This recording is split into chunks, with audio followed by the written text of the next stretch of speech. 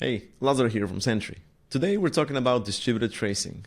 If you're building modern applications, whether it's serverless, microservices, or just a Next.js application with a simple database, standard logging creates blind spots. You might see an error in the browser, but the actual root cause is buried deep into an API handler or a database call. Digging through disconnected log messages to find that root cause is going to be a nightmare. Distributed tracing solves this by giving you the full story of an operation across all of the services that it touches. Let's look at how this works. Let's take a look at a real example. Here I have a standard web application, a simple checkout form. And when I click this button, a lot happens under the hood. The browser is going to send an API request, the server is going to process logic, and also the database will get hit. Inside Sentry, that single click generates this, the trace view. This is a waterfall chart that tells us what happened at what time, how long it took, and also other useful debugging information. It's made up of spans, and spans are the smallest unit of work. You can think of a span like a structured log message, but on top of everything, it also has a start and end time. For example, here we have a navigation span that tells us that a navigation to the /checkout page happened. We have a server action span that tells us that the checkout server action was invoked.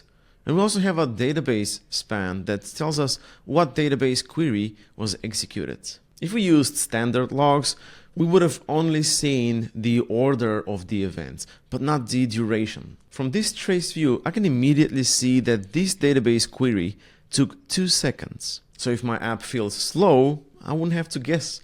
The trace view tells me exactly where the bottleneck is.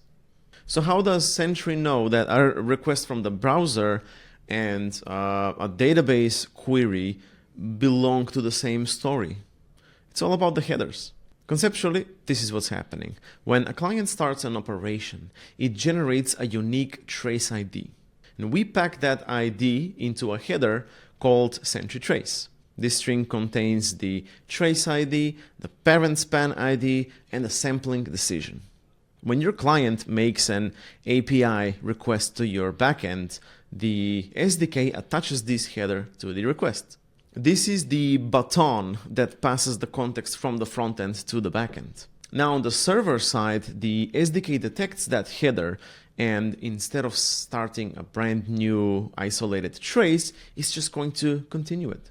And here's the best part. You don't have to do manual instrumentation for every operation. Sentry's SDK comes with automatic instrumentation out of the box. We're talking about HTTP requests, database queries, file operation. The SDK captures all of this automatically. Even these spans that we saw earlier, I haven't written a single line of instrumentation code to capture this debugging information. But sometimes you need more granular visibility. For custom business logic like a permission check, you can create your own spans with sentry.startSpan. This is essentially what the SDK does for us under the hood. You can set the name and the operation of the span. You can also attach arbitrary data through the attributes. And once you have access to the span instance, you can perform all of your operations and even set more attributes later after you get the results. And that's exactly how you get all of this. Because you passed that context through the headers, you can debug across your whole stack. To get started in Next.js, all you need to do is configure the traces sample rate. For example, for development, you can use 100% of the traces, and in production, you can use something like 10 or 20%. You can start with this, and then you can adjust later according to your traffic volume and your budget.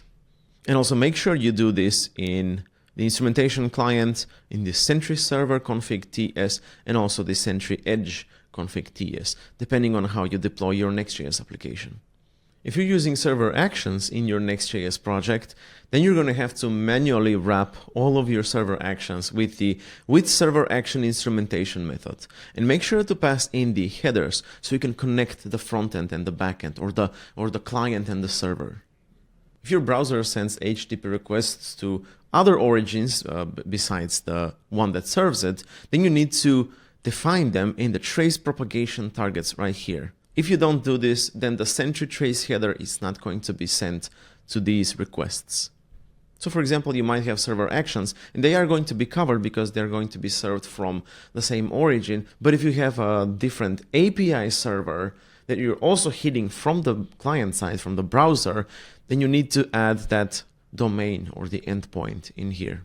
And the coolest thing about traces in Sentry is because spans have known operations and attributes, Sentry knows about the nature of those spans. For example, if it's a database query span, or if it's a cache query span, or if it's a HTTP request query span. And that's why Sentry is capable of resurfacing some issues that are not even errors. They do not produce an error or exception, yet you get notified by it. For example, like we have here, an n+1 query or a slow database query, right? These are not exceptions. These are not crashes, but there are still issues in your code base that you need to look into. So this is what tracing gives you, the superpower to look into operations from their beginning on the client side, or maybe even from the server side, all the way to the database and everything in between.